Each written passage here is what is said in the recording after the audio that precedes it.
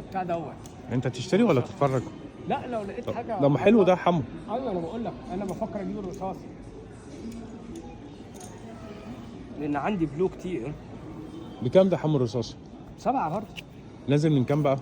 وريني كام. 18 فعلا 18. اه حلو يا بلاش والله.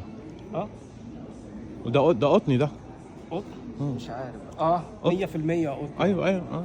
يعني حاجه 100 انا ما بلبسش الا قطن بصراحه عشان الجلد عندي حسوس.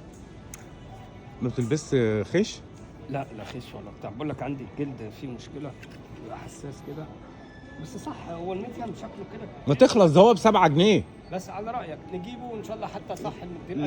لو ما نفعش نديه لحد. طيب احنا دايما بنعمل كده يا جماعه لما تكون الحاجات في السيل بنشتري حاجات رخيصه